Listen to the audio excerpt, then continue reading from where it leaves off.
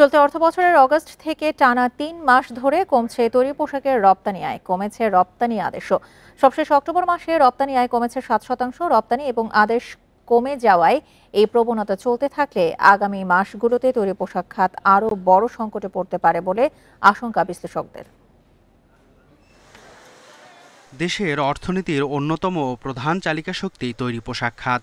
তবে মার্কিন শুল্কের ধাক্কা লাগতে শুরু করেছে এই খাতে।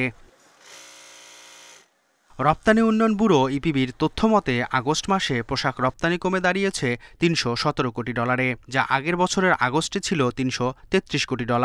আর অক্টোবরে গত বছরের একই মাসের চেয়ে পোশাক রপ্তানি কমেছে $28 কোটি। অন্যদিকে সেপ্টেম্বরে পোশাক রপ্তানি আদেশ ছিল $259 কোটি, অক্টোবরে তা কমে হয় $220 কোটি। রপ্তানিকারকরা বলছেন, যুক্তরাষ্ট্রের পাল্টা শুল্কের প্রভাবে ইউরোপীয় ইউনিয়নের দিকে ঝুঁকছে চীন ও ভারতসহ উচ্চ শুল্কের দেশগুলো। এমনকি প্রতিযোগিতায় টিকে থাকতে কম দামে পণ্য দিচ্ছে তারা। ফলে দেশের পোশাক রপ্তানিও আদেশ কমছে। বড় রপ্তানির জায়গা যেটা ইউরোপে ছিল, সেই ইউরোপের মার্কেটটা যেহেতু আমাদের এই শিল্পের এই ইন্ডাস্ট্রির সবচেয়ে বড় কম্পিটিটর চায়নাকে মিট করতে হচ্ছে বা ইন্ডিয়াকে মিট করতে হচ্ছে, ফলে আমাদের অর্ডারের ফ্লোটা সেখানে আমাদের চেয়ে এখন তারা অল্টারনেটিভ মার্কেটটাকে বেশি চুজ করছে। অ্যাট দ্য সেম টাইম আমাদের এখানের এনভায়রনমেন্টটা ওইভাবে বায়ার ফ্রেন্ডলি বা প্রোডাকশন ফ্রেন্ডলি না থাকার কারণে। বিশ্লেষকরা বলছেন, যুক্তরাষ্ট্রের মূল্যস্ফীতি বেড়ে যাওয়ায় সে দেশের গ্রাহকরা চাহিদা অনুযায়ী পণ্য কিনতে পারছেন না। এর প্রভাব এসে পড়েছে বাংলাদেশের পোশাক রপ্তানিতে।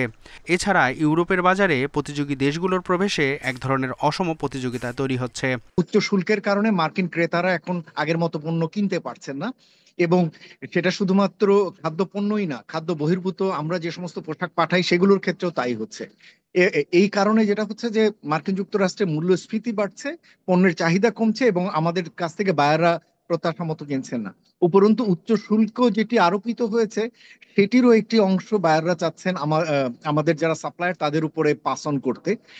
ইউরোপীয় ইউনিয়নের ইউরোস্ট্যাটের তথ্য বলছে, চলতি বছরের জানুয়ারি থেকে আগস্ট পর্যন্ত বাংলাদেশের পোশাক রপ্তানি বেড়েছে 13%।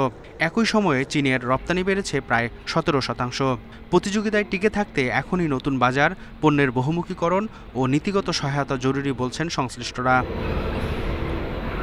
মেহেদী হাসান, ইন্ডিপেন্ডেন্ট নিউজ, ঢাকা।